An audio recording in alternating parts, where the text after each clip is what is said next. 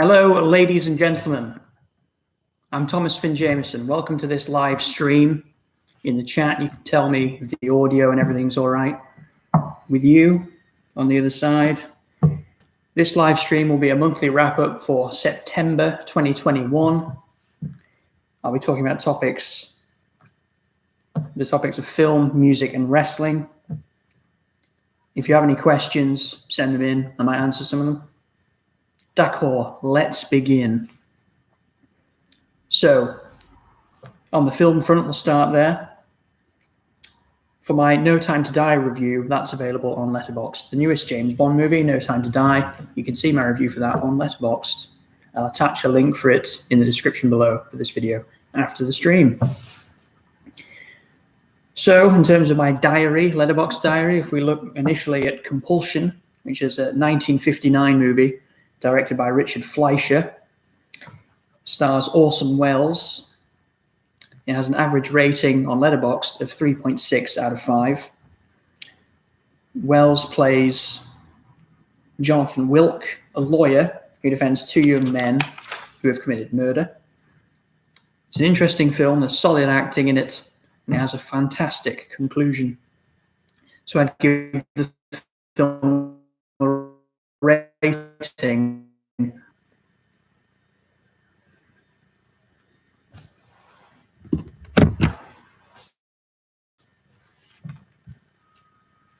G.I. Joe Retaliation is another film I want to look at from 2013, directed by John M. Chu, starring The Rock and Bruce Willis.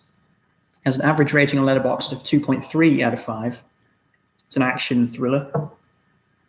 The Rock and Bruce Willis have some cool scenes together.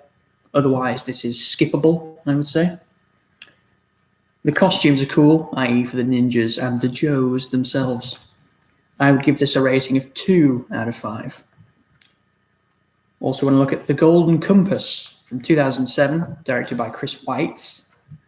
Has an average rating of 2.5 out of 5 on Letterboxd. Stars Daniel Craig, Nicole Kidman, Ian McKellen, and Christopher Lee. It's an all-star cast. It's a cool family movie with a good soundtrack. It's underrated, I would say. And there's a nice Kate Bush tune in the soundtrack as well, called Lyra. So I would rate The Golden Compass 4 out of 5.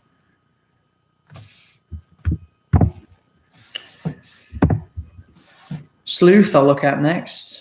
2007, directed by Kenneth Branagh, starring Michael Caine and Jude Law. It has an average rating on Letterboxd of 2.9 out of 5. I reviewed it on Letterboxd, so you can see the review on there. So I like the setup with, in the original, it was Laurence Olivier as the older guy, Michael Caine as the younger chap. In the 07 version, it's Jude Law as the younger guy, Michael Caine as the older guy. So I had the idea if they're going to remake it at some point, there was a while in between the original and the 07 version, several decades. If they are to look at a new Sleuth soon, either film or TV, maybe Law stays on, Jude Law stays on as the old guy this time, older chap, and Charlie Hunnam could be the younger chap. Might be interesting. So my rating for Sleuth 07 is 3 out of 5. Music, topic of music I'll get to now. So go-to tracks I usually cover in these monthly wrap-ups. So top 4 most go-to tracks I'll look at now. So number 1, Gang Starr and J. Cole, Family and Loyalty.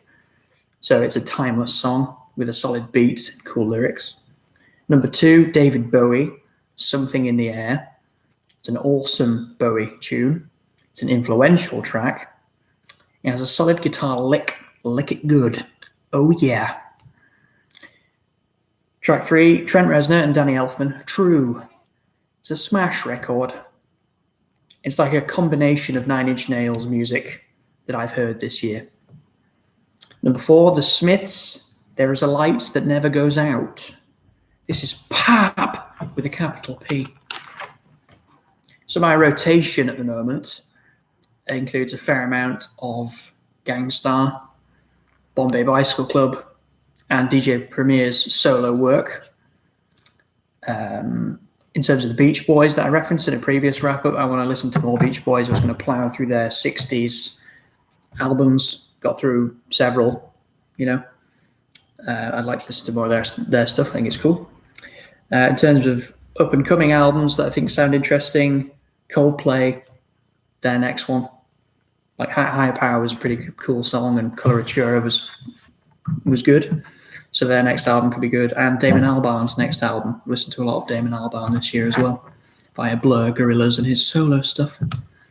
So the topic of wrestling, I'm going to move on to now. So Extreme Rules 2021, the WWE pay-per-view. So it was a mixed pay-per-view overall, I would say. Some good stuff, some crap stuff. So in my wrestling match ratings that I do on Twitter, I rated some of the matches like New Day versus Bobby Lashley, Omos, and AJ Styles. Gave that 5 out of 10. Roman Reigns versus Finn Balor for the Universal title. I gave that 5 out of 10. The finish, however, was terrible. WWE may not explain the finish because online and so on, the response has been that the finish was poor, crap finish. But yeah, Extreme Rules 2021 mixed pay-per-view.